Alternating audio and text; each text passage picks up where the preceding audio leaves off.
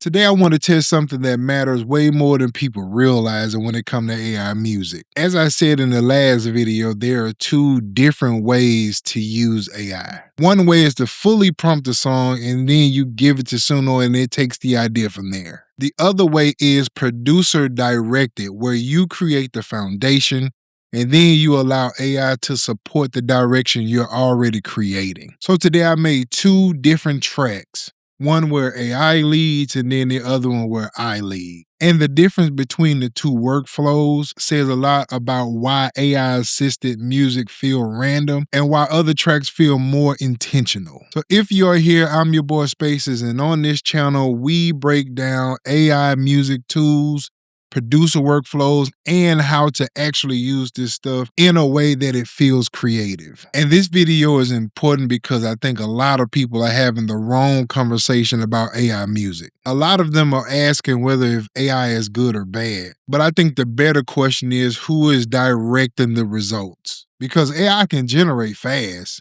It can generate surprising ideas, but that does not mean that it's generating your idea. So for this test, I want to compare two different approaches side by side.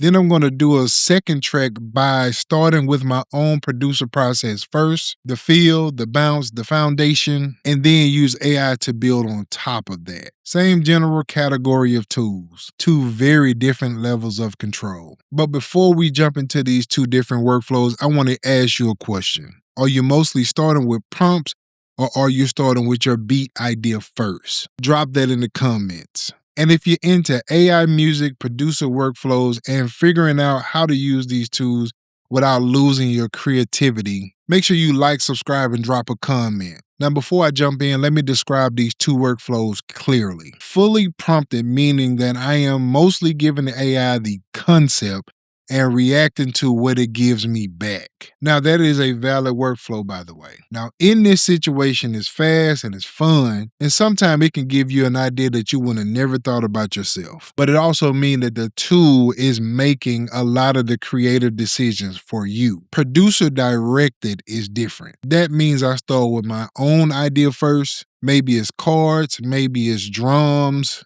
maybe it's even the full 8 bars. But the point is, I already have my direction before AI touches it at all. And with this, AI is not inventing the identity of the song. It's helping me expand what already has an identity. And that's the difference that I really want to focus on in this video. All right, so let's focus on track 1. This is the fully prompted version. Now for this one, I entered a contest, and so I actually just gave it a prompt. And in the contest, you can only cover. You can't add anything to it. It's basically just your prompting skills, basically. Now, the cool thing is that this is where AI is honestly kind of exciting because it can move fast, it can give you results in minutes, and sometimes the results sound surprisingly polished right away. Now, the trade-off is that I'm stepping into more of a reactive role instead of shaping the sound from the ground up. I'm listening to what the tool gives me and deciding whether I want to follow that. And so in this workflow, I'm not really building the emotional center first. I'm discovering the emotional center after the fact, and that's a very different creative experience because when the AI is leading, it's deciding a lot of the early direction for me. It's deciding the general feel. It's influencing the phrasing, it's shaping how the energy of the track unfolds, and then I come in after and respond to what's already there. And again, that's not automatically bad. I do want to be fair with this, and that can be really useful, especially if you're stuck or if you want to explore something quickly or if you want to create for a remix or something like that. But it does create a situation where the foundation of the track may not feel deeply tied to your own instincts as a producer. All right, and here's the fully prompted results.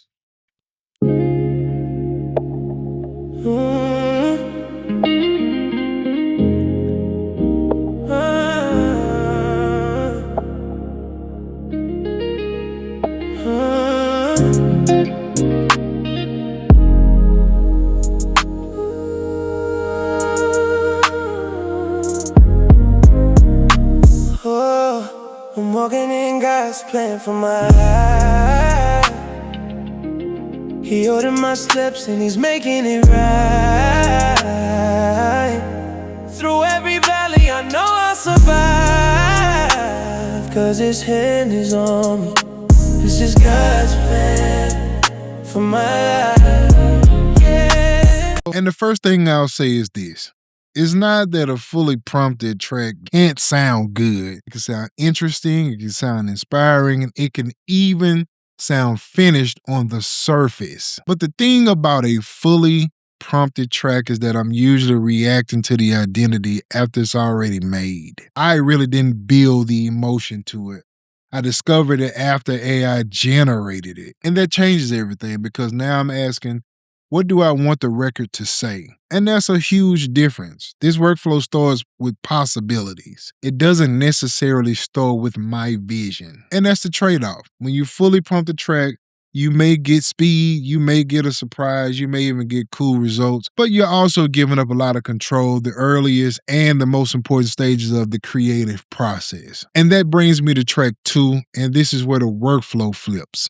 Instead of AI giving me the identity of the song, I'm going to create the identity first and then use AI to add to that. And so for the second track, I'm starting like a producer first. This is something that I actually created myself, and I want to enhance what I have. This track is about 8 years old. And so that means I built the foundation of it. I'm deciding the bounce and the emotional direction I want this track to have. So before AI enters the picture at all, this song already has a point of view. And that's the main key. Because now AI is not responsible for telling me what the song should be. It's stepping into a world that already exists. And that to me is where AI becomes very powerful. Not when it replaces the core idea, but when it helps extend the core idea. Maybe I'll use it to support a layer that will give the record more movement, more depth, more life. But the important thing is this: I'm deciding the record.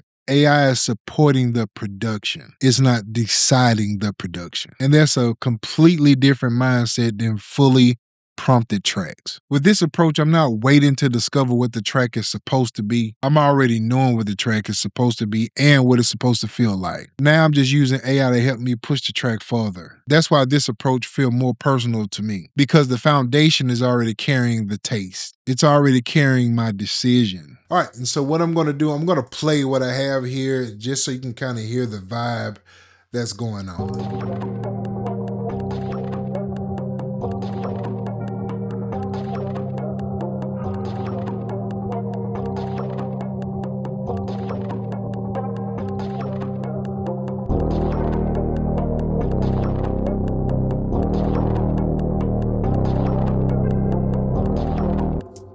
And then I think there's another little part.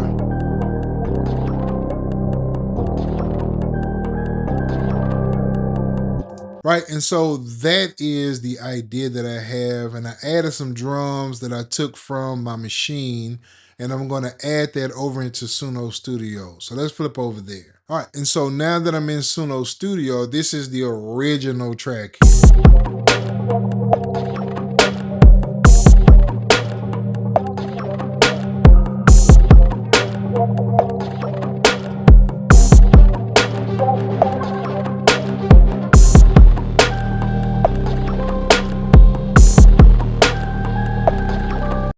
All right, and so then I took that and I started adding these other elements here, right?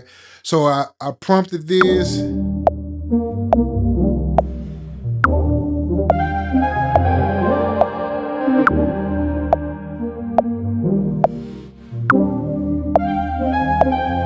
I added. So then I went from there and I started adding different elements to this track here. So I'm gonna go ahead and take this stuff out here.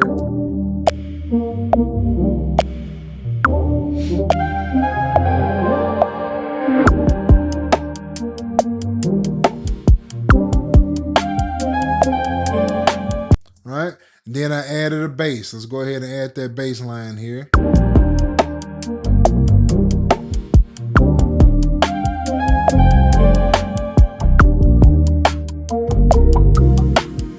right? And then I had an effect here. This just kind of random. Actually, it accidentally happened. Actually, I wasn't even trying to get this, but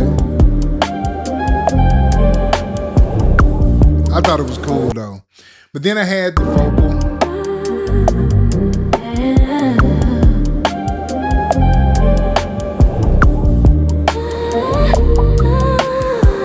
So I had these ideas, right? So, but I started with this first. I just started with. Nah, I can't sing, so don't do that to me. You know, I can't sing, right? But I just generate these ideas.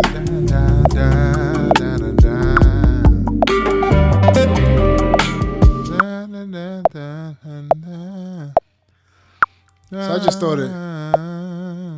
I just let the click just keep going, right? And so I just. I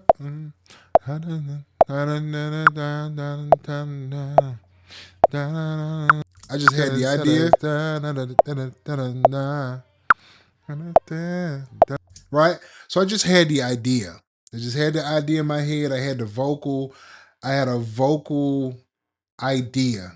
Then I went back and just added some words to it. Others fall down, dice they roll. Fortune's blind and face control. Dancing with the edge beneath the moon. Survivors sing a different tune under crashes, tempest, rage. Writing last book page by page. Broken hearts and lessons learned. So I just had these ideas, right? And then I just kind of started jotting down some stuff. I don't know if I'm going to keep these words or not, but these are just words that was coming to my head as I was creating. Then, so I just took this and like these little parts, let's say like this bass here, right? So I took this bass and I got the MIDI. So I took the MIDI and I took that and I took the MIDI from this synth. And from there, I took this back to my DAW with just this, right? So I took this, I'm going to jump back into the DAW. All right, and so then I jump back over here. I dropped this down to 70 because it just sounded better in 70 for whatever reason. I think in Suno it just kind of switched that over like that. So I went back here. And once I did that, we're going to take this out of solo, and then we're going to start soloing this part. So I had all of this. Then I took this idea right here. Fall down, dice.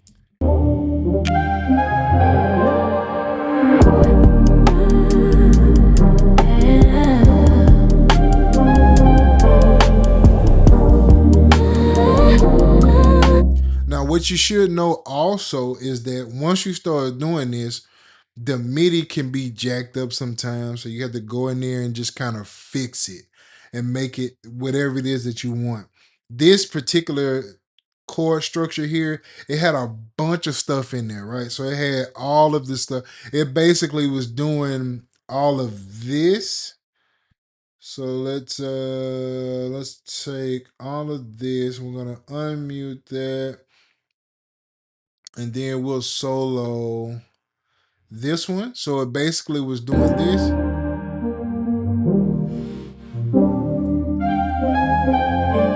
So it was taking all of that, but I didn't want all of that. All I wanted was the actual chords, which was this.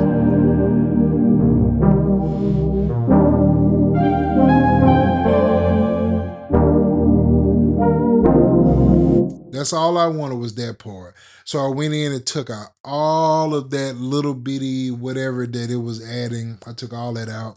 Then I went and added the bass. I had to go and clean up the bass a whole lot because the bass was just off, but I had the structure. And then I ended up going back and actually playing the bass myself once I realized what the bass was doing.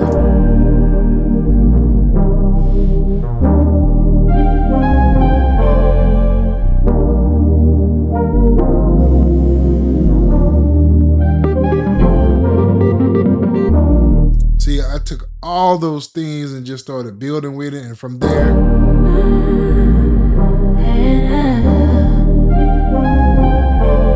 and I still got their drums. I'm gonna go back and change them though, but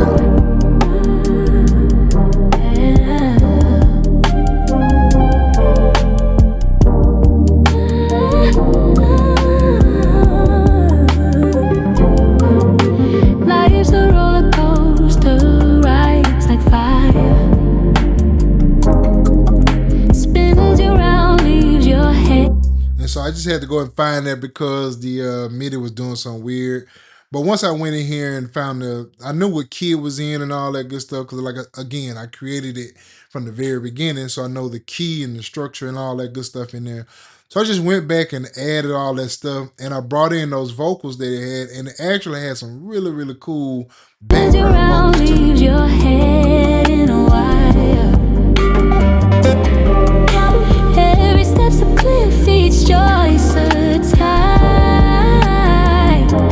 So now I could take that and finish out the entire track whatever way I want to finish this track out to be. I have the idea, and now it's about just building what I want to build from there. Take these drums out. I want to put my own drums in there and build the structure the way I want to build it. I know a lot of this effect chain, this track here for the effects. It's got a bunch of stuff I don't want in there, so I'm gonna go in there and take all that stuff out, keep whatever I want. I can even take, let's say if I wanted to, now that I have that structure, I want to add these elements in there. And so let's say I want to add this one.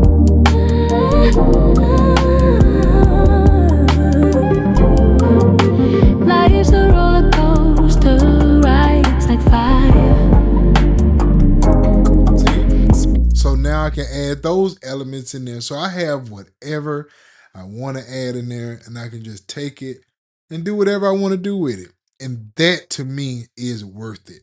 All right, so now if you listen at the difference between the two, now it's just, even just sonically, now just listen to how different that track feels. Not just sonically, but structurally, the track feels more anchored. It's more intentional to what I'm looking for. And that's because I'm not trying to reverse engineer meaning out of the AI output. I already know what the track is supposed to feel like. The foundation came from me directly. And so now when AI adds something useful, it's adding it in a direction that already exists. And that creates a very different kind of result. This workflow starts with intention and not just possibilities. And that to me is where the real difference shows up at. Not just in the sound of the track, but the creative experience in making the track. One workflow let AI decide the road and then I react to it. The other workflow says I already know where I want to go. Now help me get there faster. That's a very different role for this tool. And honestly, I think it leads more to a personal result. All right, and so now that you've heard both, here's the real difference. The fully prompted workflow is fast, exploratory, and sometimes surprising. It can obviously give you a starting point, and there's real value in that. But you're giving up a lot of control in the early stages of it. The producer-director workflow takes more intention up front. And then because the record already has your musical DNA in it, the results feel more connected to your taste, your choices, and your direction. And that's the part I think most people miss. Both workflows can produce something usable, but they're not producing from the same creative center. One let AI decide the road and you react to it. The other one starts with intention. And when you hear them side by side, the difference becomes a lot more obvious. And to me, the real conversation around AI music, not whether if AI can make music or not. We already know it can. The real question is, are you asking AI to invent the song for you, or are you using AI to help you push your own creative direction further? Because the more direction you bring to the process, the more personal the results become. Fully prompted AI can be amazing for exploring. It can be useful for generating fast ideas. It can even push you into new territories. But producer-directed AI is where I believe things can start to feel more like a record you actually meant to make. And that's when AI stopped being the source of a song and started becoming the extension of your production.